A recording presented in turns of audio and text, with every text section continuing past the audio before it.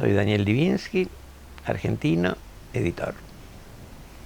Me interesaba mucho la literatura, o sea que por ese lado andaba, pero no había ninguna vocación, ni atisbo de vocación.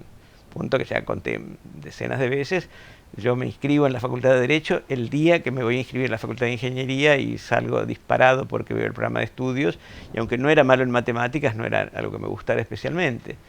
Y yo lo que quería era estudiar letras, pero mi viejo me planteó que como no teníamos ninguna fortuna familiar, no me iba a poder ganar la vida con eso, y entonces que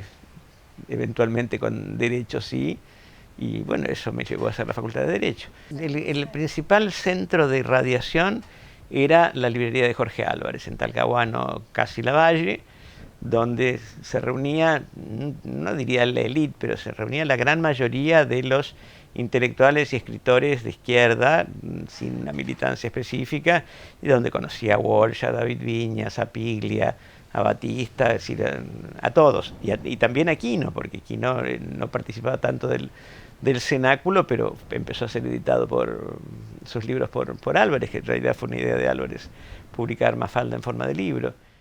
Las contratapas normalmente las escribía yo, las solapas, por eso yo siempre digo que soy un escritor solapado, que de escribir solapas de libros, pero en muchos casos tomando elementos de comentarios del libro que habían salido en su edición en otros idiomas cuando existían, o tomando elementos, cuando eran traducciones, elementos de las contratapas de los libros originales, o sea que las fuentes eran de lo más variadas. En muchos casos, los libros de Fontana Rosa ya no tenía sentido escribir contratapas descriptivas y poníamos el índice, el título de los cuentos que contenía el libro. Prohibiciones de libros empiezan en el 75, antes todavía de la dictadura, porque había prohibiciones de distintos niveles. Estaba la prohibición por decreto, que digamos era la más visible, pero estaba la prohibición por ordenanzas municipales, cuando se prohibía algún libro, generalmente por razones de moralidad,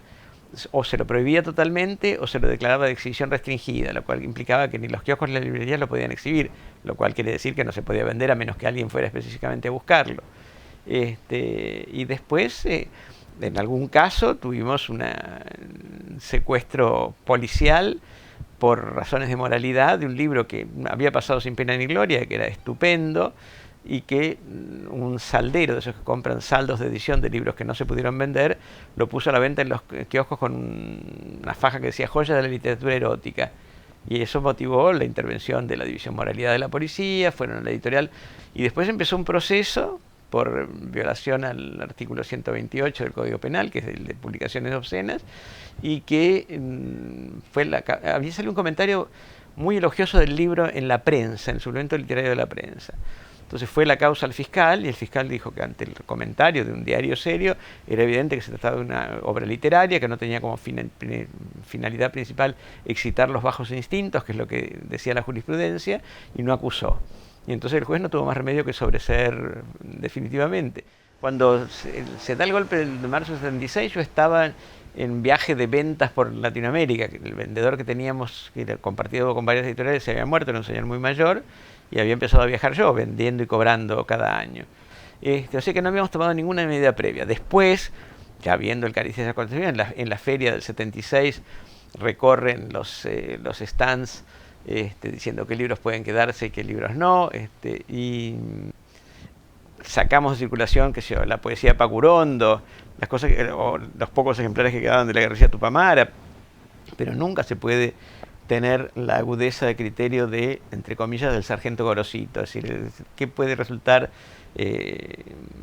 peligroso políticamente para una persona poco letrada, no sabe. Sí, de la misma manera que cuando prohíben el libro infantil Cinco Dedos por un decreto en febrero del 77, yo no me doy cuenta que la situación es distinta, habla de una torpeza en la apreciación política inconmensurable, consulto al mismo abogado administrativista que me había redactado el recurso del anterior y me dijo, no, mirá, ahora la cosa está muy brava, si querés te lo reviso, pero yo no lo firmo. Y lo firmé y lo fui a llevar a la policía como había hecho la vez pasada, porque se tramita por la vía administrativa, y entonces quien recibe los escritos para el Ministerio del Interior es la policía, no sé si ahora será igual. Y lo que siguió a la presentación del recurso, a los 20 días, es el decreto poniéndonos a disposición del Poder Ejecutivo. La versión en imágenes de la fábula de la unión hace la fuerza. pero como la que finalmente descubre que unida forma un buen puño es una mano roja y la que las maltrataba era una mano verde, la interpretación que nos enteramos por un librero de Neuquén donde secuestraron el libro originalmente del coronel que lo elevó a la CIDE, era que el verde era un símbolo del uniforme del ejército argentino. Cosa que un libro alemán, o sea que era bastante difícil que hubieran pensado en eso.